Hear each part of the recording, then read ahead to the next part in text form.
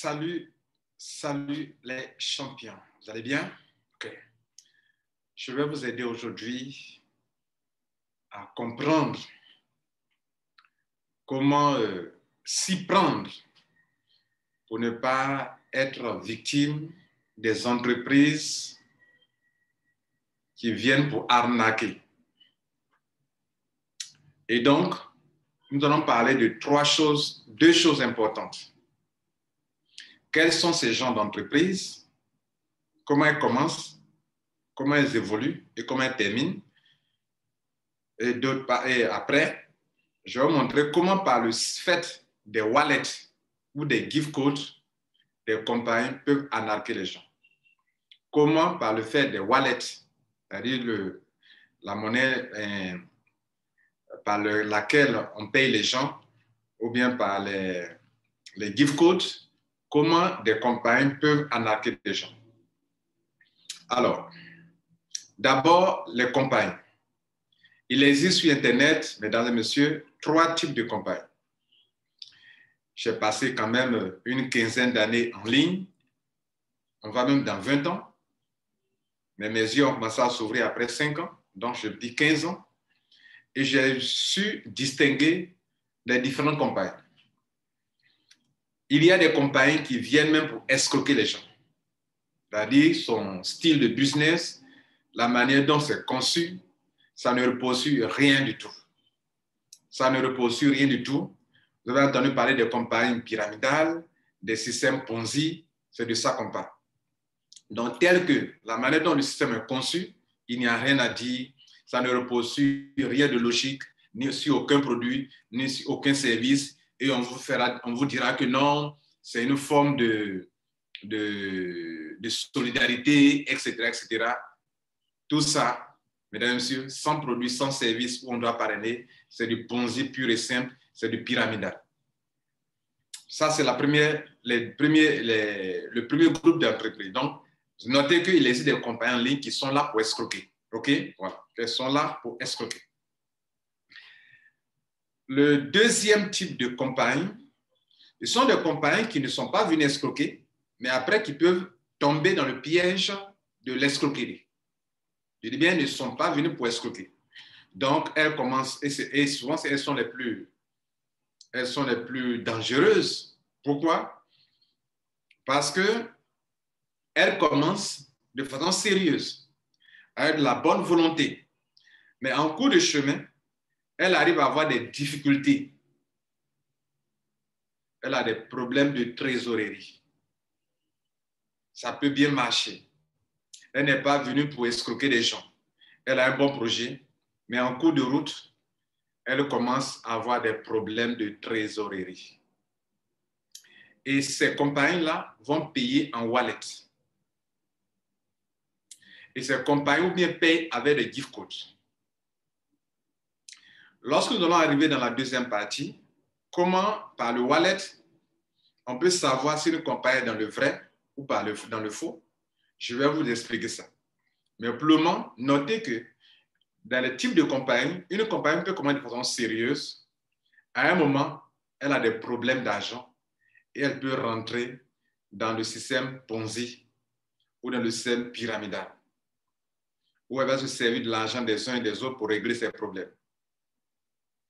Et l'activité elle-même ne produit pas d'argent, ou bien le service ne produit plus d'argent, et elle va attendre l'argent des nouveaux pour pouvoir payer les anciens.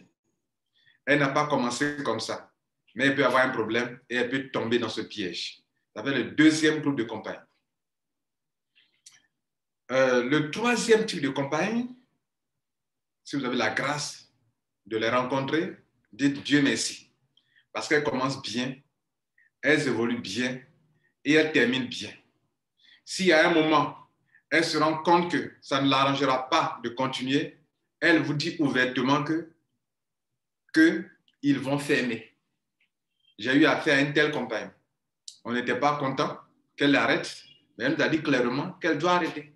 Et elle a arrêté. Elle n'a pas disparu comme ça. Elle nous a prévenu que dans 4 à 5 mois, elle va fermer. Elle va fermer. Elle a informé les gens 5 mois avant. 3 à 5 mois avant. et après, elle ferme. Comprenez? Mais souvent aussi, elle commence bien, elle évolue bien et elle continue bien, sans escroquer qui que ce soit. Maintenant que vous avez compris que ces 3 types de compagnies existent sur Internet, quand vous voulez travailler sur Internet, soyez avertis. Maintenant, comment par le wallet, une compagnie peut faire du faux? Alors, vous savez, le wallet, c'est un portefeuille qu'on te donne dans lequel on dépose de l'argent virtuel, et c'est comme si c'est une garantie. Je te donne un exemple. Vous partez à la banque, vous déposez votre argent cash chez le banquier. Mais le banquier, il crédite votre compte virtuel. Votre compte en banque, là, votre compte, là, c'est un compte virtuel. Hein. Il crée votre compte virtuel, vous recevez un SMS, il dit, hey, OK, j'ai déposé 500 000. Voilà le SMS qui dit que j'ai reçu 500 000 et mon solde a augmenté. Vous voyez votre solde sur Internet. Chez le banquier, hein, aujourd'hui, il y a le Internet banking, n'est-ce pas? C'est un fait. Donc, ce que tu reçois là, c'est le témoignage, comment on dit ça? C'est la preuve que tu as de l'argent là-bas. Pendant que tu vois ton argent, mais sur Internet. C'est-à-dire, tu vois des chiffres comme ça, OK? Tu as déposé 500 000 et tu vois comme ça, 500 000. Voilà. Mais ce sont des chiffres, hein. Mais la réalité, c'est dans la banque là-bas. Si le jour, tu dis, bon, je m'ai retiré mes 500 000, que tu arrives, qu'on dit non, il n'y a pas d'argent, c'est qu'il y a un problème. Vous comprenez, non? Suivant une logique, hein, voilà. Donc, les banquiers vous donnent des wallets, des portefeuilles. Et même, vous pouvez même transférer l'argent par Internet banking. Voilà. Ce sont des wallets. Aujourd'hui, les compagnies de mobile money donnent aussi des wallets.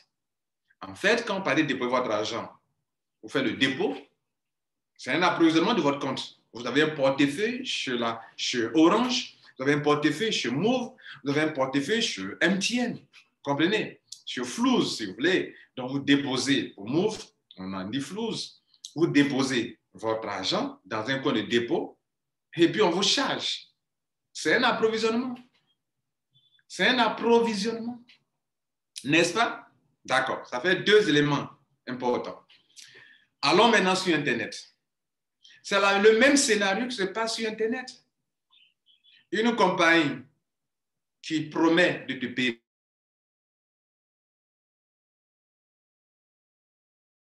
de l'argent. Quand tu as un client qui rentre, excusez-moi, quelqu'un essaie de m'appeler, ça déstabilise ma connexion. Quand un client, tu fais rentrer un client, la compagnie fait quoi? Te donne du wallet, de l'argent, mais virtuellement. La même manière que quand le banquier te crédite ton compte, et que si tu dois retirer l'argent, tu réussis à prendre ton argent cash, c'est là que ça devient vrai argent. La même manière que Orange, Move, MTN te donne un portefeuille quand tu as déposé ton argent cash, et le jour où tu as déposé, tu as fait le dépôt. L'argent est sur ton compte virtuel. Et là aussi, c'est du virtuel sur les mobile money, c'est du virtuel. Et si tu décides d'aller retirer ton argent parce que tu en as besoin, que tu veux retirer, et qu'il y a problème, c'est qu'il y a problème. C'est que ce n'est pas vrai argent qu'on t'a donné. C'est que ce n'est pas vrai argent. Parce que la vérité n'est pas ce qui est sur ton portable, ni sur ton ordinateur. La vérité, c'est lorsque tu peux avoir du cash. Sinon, les chiffres, quand je prends ma calculatrice tout à l'heure, je mets ça, je fais ça là. Ça, c'est pas de l'argent. Hein. Ça, c'est pas de l'argent. Ça, là, c'est pas encore de l'argent. Donc, on parle des compagnies. Les compagnies de marketing de réseau, les compagnies d'affiliation, les compagnies d'investissement en ligne, les compagnies de trading, etc., de spéculation, que sais-je encore. Ce genre de compagnies qui nous payent par wallet. Le wallet, ce n'est pas encore de l'argent. C'est en quelque sorte une petite garantie pour dire, bon, tiens ça, on va tester que je te dois ça. On va tester que je te dois ça. Le banquier te dit, bon, tiens ça, et c'est de façon comptable, on sait qu'on te doit ça.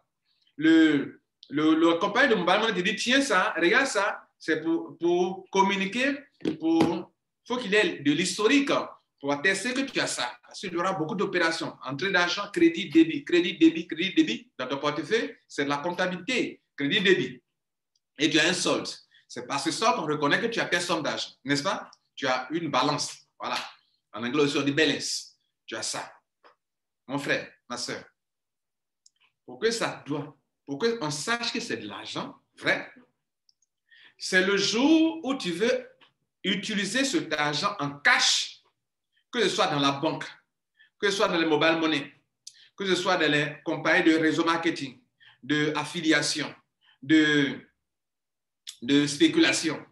Lorsque tu veux toucher cet argent en cash ou dans une autre monnaie, dans un autre wallet, comme les crypto-monnaies, que la compagnie ne contrôle pas, c'est là que tu sauras si ce que tu as là, c'est de l'argent ou bien ce n'est pas de l'argent.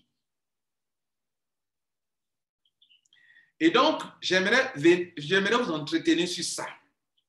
Parce qu'il y a des compagnies qui font du faux à un certain moment, et il y a des membres qui perpétuent ou qui amplifient cette fausseté, cette forme d'escroquerie.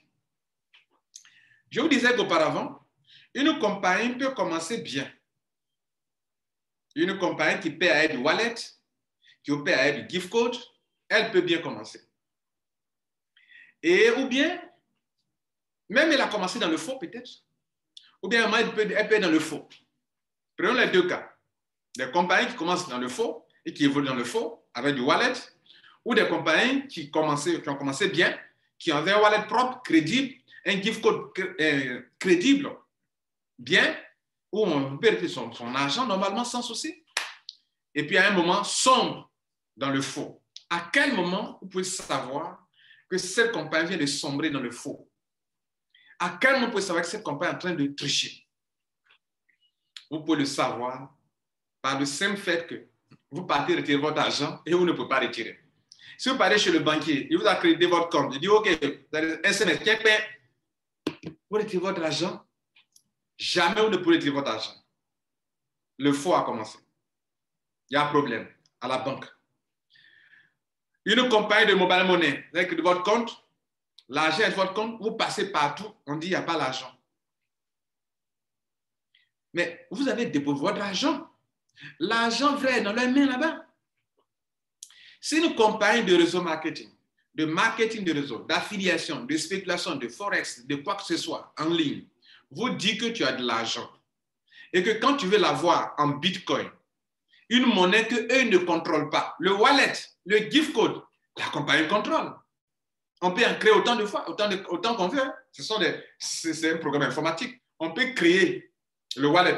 C'est-à-dire, de rien comme ça, on peut créer. On peut créditer ton compte. Mais ton compte qui a été crédité là, normalement, une monnaie qui est émise, pour que cette monnaie soit crédible, à cette monnaie doit avoir une base physique. C'est la représentation virtuelle de ton argent qui est dans ton portefeuille. Mais cet argent est lié à un compte physique. Par exemple, tu vas sur un guichet automatique, tu vois de l'argent, tu lances ta carte, l'argent doit sortir du guichet automatique. Si là ne sort pas, c'est que cet argent qui est là, ce n'est pas du vrai argent. Donc la monnaie électronique, le wallet, c'est une représentation virtuelle d'une somme d'argent réelle que tu possèdes. Et tu ne peux pas posséder les deux à la fois. Ça veut dire quoi? Soit tu as la forme physique et la forme virtuelle n'est pas avec toi, soit tu cèdes la forme physique et tu reçois son équivalence virtuelle. Par exemple, quand tu t'en vas faire un dépôt de mobile money, tu cèdes ton argent physique pour avoir la forme virtuelle numérique. C'est la même chose à la banque. Maintenant, je travaille pour une compagnie, elle m'a payé. Donc, si elle m'a payé de façon numérique, de façon virtuelle, cela veut dire qu'elle a dans sa main la forme physique. Dès lors que je veux ma forme physique de mon argent, je vais lui céder sa forme numérique pour qu'elle me donne en échange la forme physique, matérielle, réelle de mon argent. Mais dès lors que tu as de l'argent dans ton compte, qui est la forme numérique, la représentation virtuelle, l'équivalence virtuelle, et que tu vas avoir l'argent physique et qu'il y a problème, tu vas avoir ça dans une autre monnaie, comme le crypto-monnaie, qui est de l'argent, mais aussi virtuel, mais c'est de l'argent que cette compagnie ne contrôle pas, elle ne peut pas manipuler, elle ne peut pas augmenter, elle ne peut pas diminuer. Et dès lors que tu veux l'avoir dans une autre monnaie, qu'elle te dit niet, c'est qu'il y a problème. Attention, attention. Je ne veux pas dire que si je suis dans une compagnie, qu'en une journée, je n'arrive pas à retirer mon argent, c'est qu'il y a problème, c'est que la compagnie est malhonnête. Non. Je ne veux pas non plus dire que si je lance un retrait, que ça fait 2 jours, 3 jours, que c'est un problème. Non. Il y a des compagnies qui ont des programmes de paiement, des dates précises de paiement. Il y a des compagnies qui n'ont pas de dates de paiement, mais qui ont des délais, qui vont vous dire que si tu lances un retrait, c'est en 3 jours que tu auras ton argent. Elles le disent clairement. Si tu lances ton retrait, c'est en 1 semaine que tu auras ton argent. Mais je ne connais pas de compagnie qui te dira, tu lances ton retrait, il faut attendre 2 mois pour avoir ton argent. Personne n'ira dans cette compagnie. Ni si tu lances ton retrait, 3 mois après tu auras ton argent. Personne n'ira dans cette compagnie. Ou bien quand tu lances ton argent, dans 4 mois, personne n'ira dans cette compagnie. Donc, dès lors qu'elle n'a pas dit ça, et que tu lances ton retrait, ça fait un jour, pas de problème. 2 jours, pas de souci. 3 jours, même 1 semaine, pas de souci. Même 2 semaines, on peut tolérer.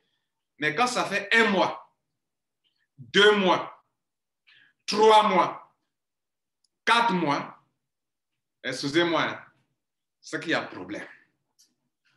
Aucune compagnie ne peut faire ça. Si elle fait ça, c'est qu'elle est en train de jongler.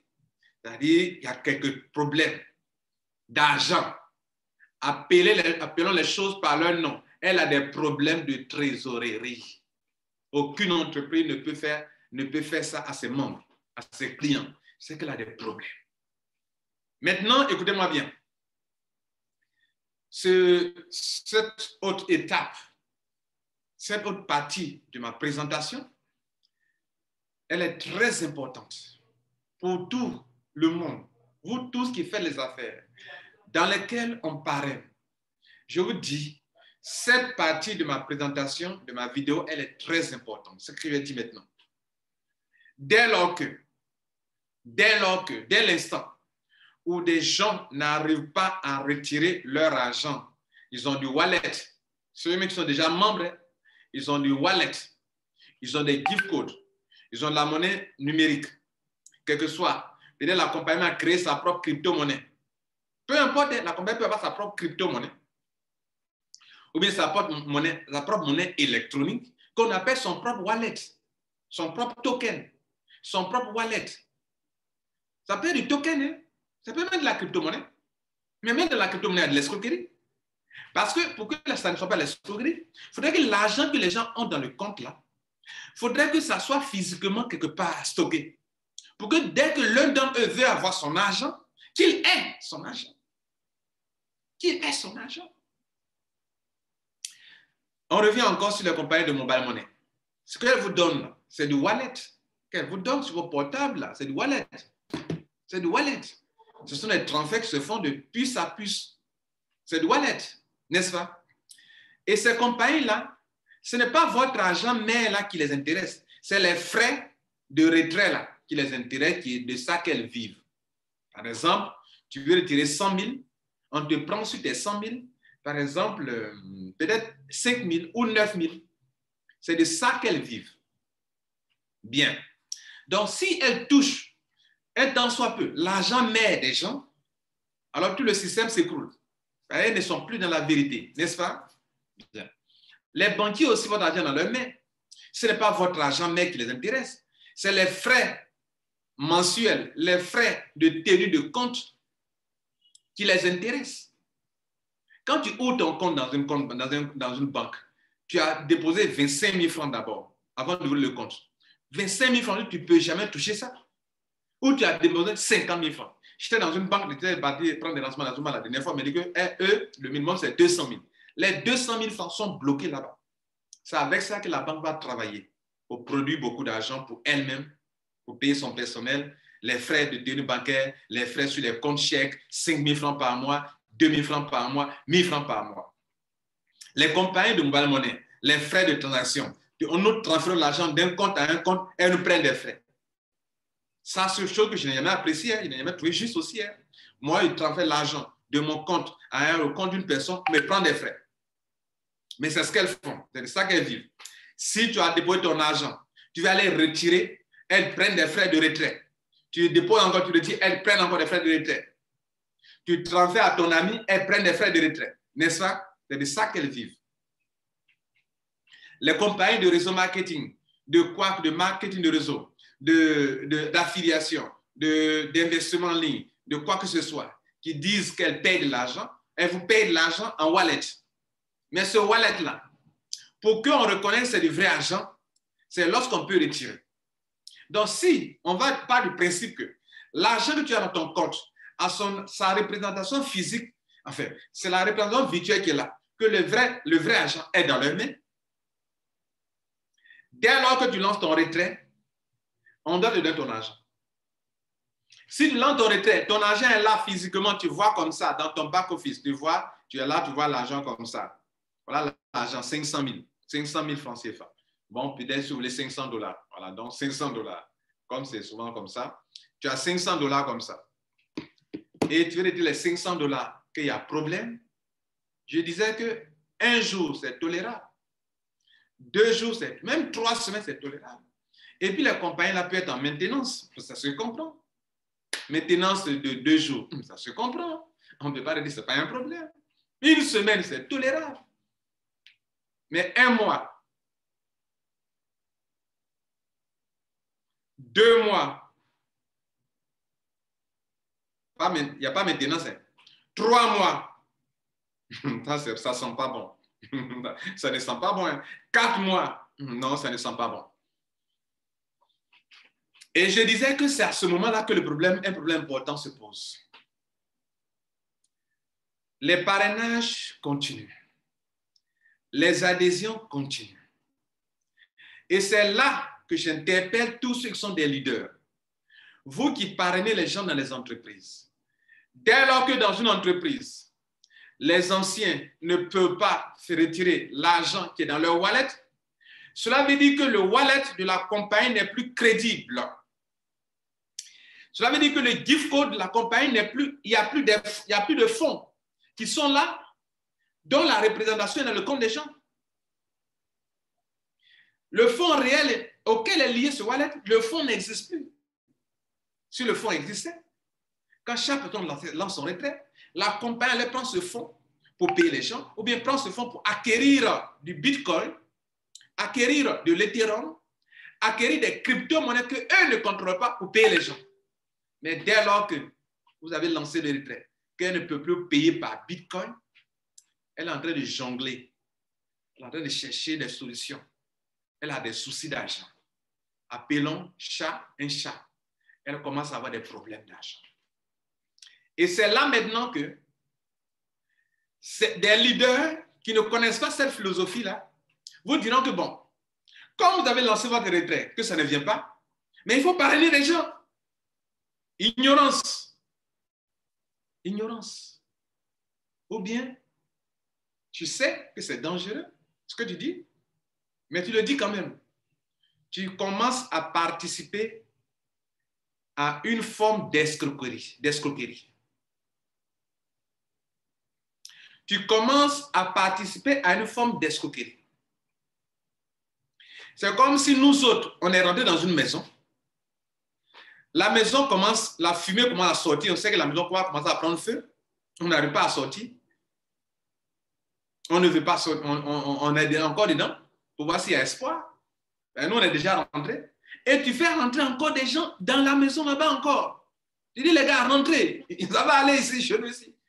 Mais il y a la fumée. Et le feu va sortir bientôt. Alors, je pose la question. Lorsque vous savez que vous-même, votre wallet qui est là, ce n'est plus de l'argent, parce que ce n'est plus crédible, et que vous prenez ce wallet pour quoi, soi-disant, enregistrer des nouvelles personnes, c'est comme si vous récupérez le cash avec des gens et que vous prenez votre argent, là, qui n'est pas du vrai argent maintenant, pour retourner ça encore dans le système de la compagnie. Le wallet est faux dès lors qu'on ne peut plus retirer l'argent avec.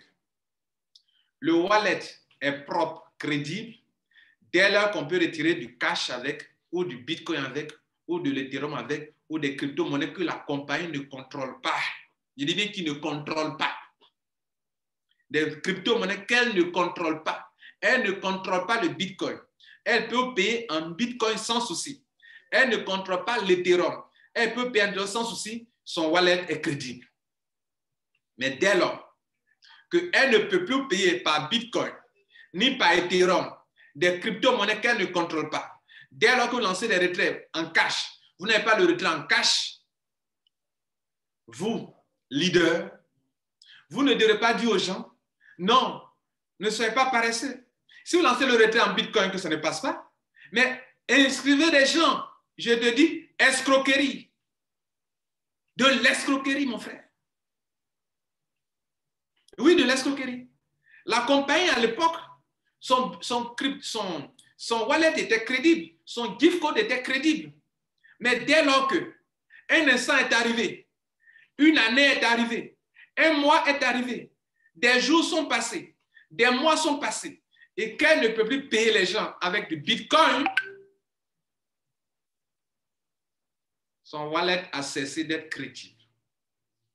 Si son wallet a cessé d'être crédible et que vous enregistrez des gens, vous commettez deux erreurs. La première erreur, c'est que ça ne va pas dans la maison, vous continuez d'enregistrer des gens. Première erreur. Deuxième erreur, toi-même, tu n'arrives pas à retirer ton argent par l'intermédiaire de la compagnie, hein? Et tu veux passer par des gens pour retirer ton argent. Pourtant, tu sais que la monnaie que tu es en train de prendre pour payer pour la personne n'est pas une vraie monnaie. N'est plus. Elle était une bonne monnaie. Elle ne l'est plus. Parce qu'on ne peut plus retirer du cash. Si on ne peut plus retirer du cash, c'est que là, il n'y a pas de fonds là-bas. Ce que je dis est vrai pour les compagnies de crypto-monnaies aussi. J'ai fait une vidéo sur une compagnie de crypto-monnaie sur le BTC, le TBC. Le TBC. J'ai dit aux gens, et ça encore, j'allais oublier. Excusez-moi. Une compagnie de crypto-monnaie qui est née depuis des années et qu'elle ne vient jamais sur les plateformes de change, où elle ne donne pas l'occasion à ses membres d'échanger leur crypto-monnaie dans une autre crypto-monnaie qu'elle ne contrôle pas. C'est une compagnie qui n'est pas claire. Pourquoi? Pour acquérir leur crypto-monnaie, vous avez dû déposer du cash. Et de façon, elle vous a donné la valeur de ce cash-là en crypto-monnaie qu'elle contrôle, dans sa propre crypto-monnaie. Mais où est la différence entre ça et le wallet? C'est la même chose d'ailleurs. C'est la même chose. C'est exactement la même chose. Elle vous donne l'équivalence dans sa crypto-monnaie. C'est aussi une monnaie virtuelle. Bien. Donc, elle t'a donné l'équivalence. Elle vous donne l'équivalence. Maintenant, cette équivalence-là, si c'est du vrai argent, elle devrait se lister sur les plateformes d'échange pour collaborer avec les autres crypto-monnaies.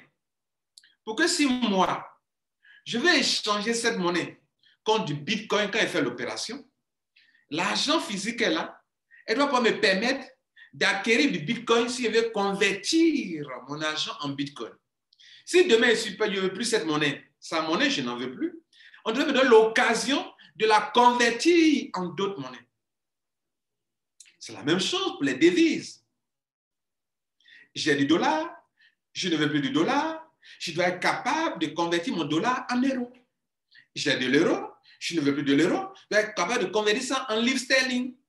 J'ai des louis sterling, je n'en veux plus, je vais convertir ça en dirham. Je ne veux plus de dirham, je vais convertir ça en yen, etc., etc. J'ai du TBC. Si je ne veux plus de TBC, parce que ça ne fait plus mon affaire, on doit me donner l'occasion, la possibilité de me débarrasser de cette monnaie-là pour convertir ça en d'autres monnaies. Et la marmaille est que certaines compagnies ne vous permettent pas de convertir votre crypto-monnaie en d'autres crypto-monnaies. On me dira que M. Kwasi, c'est une nouvelle monnaie, ça vient d'arriver. D'accord. Ça vient d'arriver, je suis d'accord. Les gens ont déposé des cash.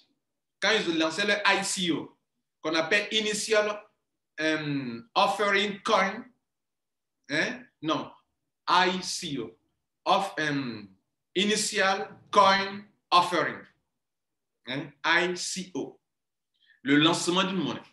Quand on lance une monnaie, on donne la monnaie coûte moins cher.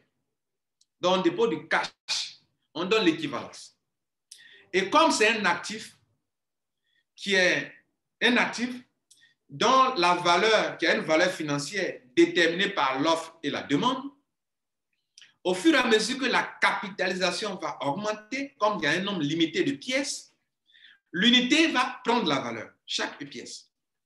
Mais il se trouve que certaines crypto-monnaies, qui ont d'ailleurs disparu, d'autres ont fait de boutiques, il y a eu beaucoup de personnes qui ont été escroquées dans cette forme de crypto-monnaies, qui ne sont pas des vraies crypto-monnaies, ce n'est pas viable, il n'y a pas d'avenir, ça ne répond à aucun service, à aucun besoin des internautes, et les gens mettent leur argent parce qu'on a dit que bon, c'est une puissante monnaie, ça va prendre la valeur demain. Mais nada, rien, nothing. Les gens rentrent dedans, ils mettent de l'argent, ils prennent beaucoup de pièces, et on est là. Un an, ce n'est pas listé sur les plateformes de market cap, comme CoinMarketCap, comme d'autres plateformes où on liste les monnaies crédibles, les crypto-monnaies crédibles.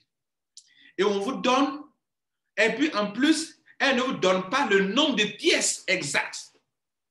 Allez sur CoinMarketCap. Toutes les crypto-monnaies qui sont là-bas ne sont pas forcément des crypto-monnaies viables. Mais au moins, on sait quel est le nombre de pièces de cette monnaie. Vous ne connaissez pas le nombre de pièces, hein?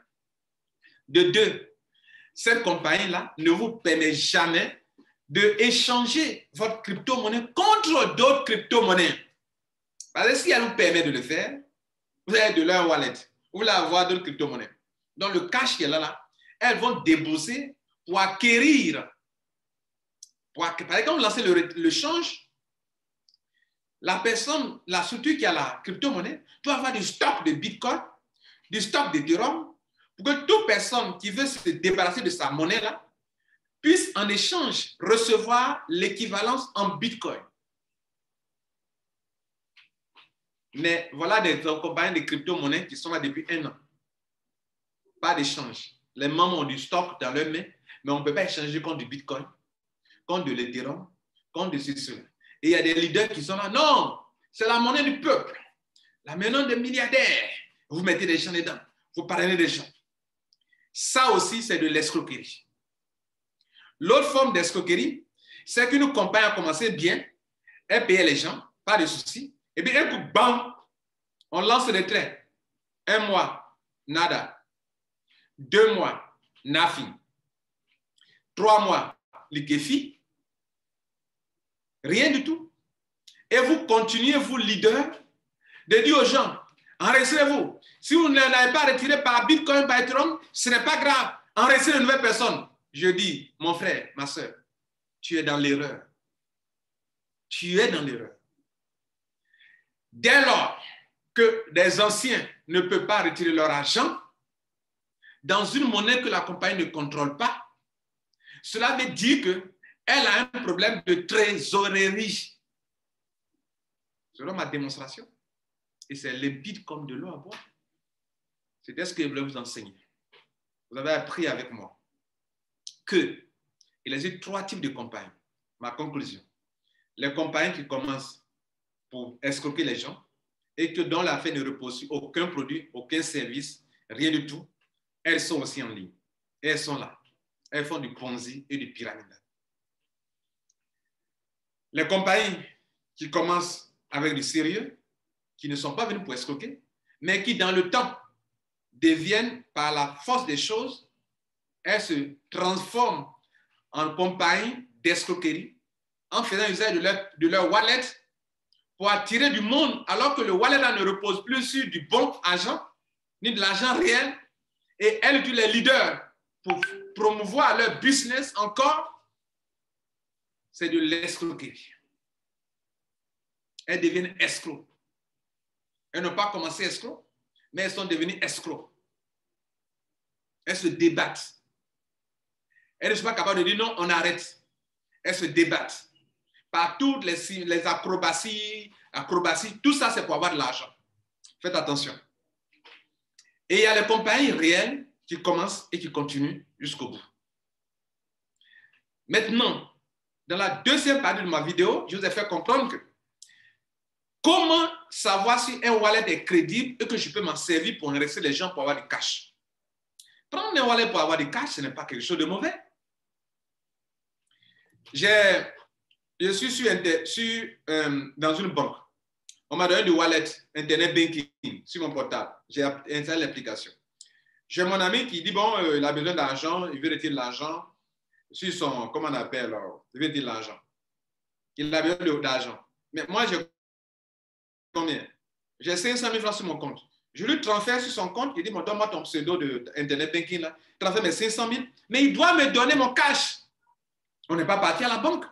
Nous ne sommes pas passés par l'entreprise. Il me donne mon cash. Vous voulez un autre exemple encore? D'accord. C'est pour vous dire que le wallet peut être crédible. Et que si je te transfère, tu dois me donner du cash. On le fait avec le système bancaire. Je continue encore. Prenons l'exemple des mobile money dont on a parlé. J'ai du mobile money dans mon compte, 500 000 francs.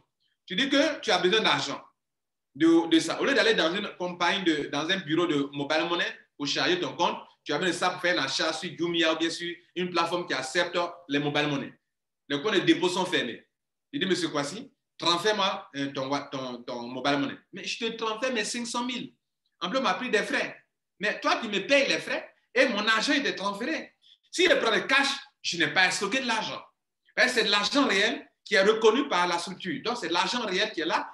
Chaque fois qu'on veut retirer du cash, on arrive à retirer du cash. Si on veut retirer dans d'autres monnaies, on arrive à retirer. Donc, c'est de l'argent réel. Vous comprenez? Je fais un business.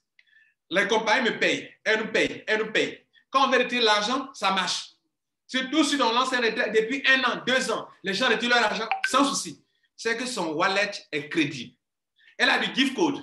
Quand on lance le gift code, on nous paye en bitcoin ou en Ethereum ou dans d'autres monnaies qu'elle ne contrôle pas. Je dis bien qu'elle ne contrôle pas. Il faudrait que vous sachiez qu'elle ne contrôle pas. Sinon, si c'est un autre wallet qu'elle contrôle, il y a quoi qui a changé? Rien n'a changé. Bien. Donc, on lance le retrait dans cette compagnie de réseau marketing, ça marche. Et il y a des compagnies de réseau marketing dans lesquelles on vous donne du wallet. Et le wallet, on peut prendre pour acheter des produits. Quand vous prenez pour acheter des produits, vous recevez vos produits. C'est que le wallet aussi est crédible. Je suis dans une compagnie comme ça. On nous paye en wallet. Et quand tu prends le wallet pour acheter leur produit qui a une valeur financière, on vous livre. Donc, le wallet est crédible. Vous comprenez? Bien. Maintenant, une compagnie d'affiliation, une compagnie de spéculation. Quand vous lancez vos retraits, on vous paye. Tu lances la journée, même si dans 3 jours on te paye, le wallet est encore crédible. Mais quand le wallet n'est plus crédible, 1 mois, 3 mois, 4 mois, 5 mois, qu'on ne vous donne pas, mesdames et messieurs, le wallet n'est plus crédible. Dès lors que le wallet n'est plus crédible, si tu es un leader honnête, tu dois interdire à toute personne de faire des enregistrements avec. Dès que ce n'est plus crédible, tu fais mal en enregistrant les gens avec pour prendre du cash.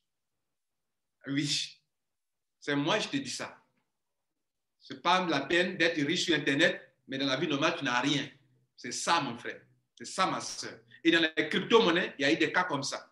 Dans les compagnies de quoi que ce soit, d'affiliation ou d'investissement en ligne, il y a des cas comme ça. Ne vous fiez pas à ce qui est sur l'ordinateur, ni à ce qui est sur votre portable. Et donc, j'aimerais faire la part des choses, que vous comprenez bien. Je n'ai pas dit qu'un wallet, c'est de l'escroquerie. Mais dès lors que, vous l'avez compris quand même, je ne vais pas répéter ça. Bon, prenez soin de vous. C'était Lambert Kwasi, coach pour vous. Ciao. D'après Dave, au prochain numéro.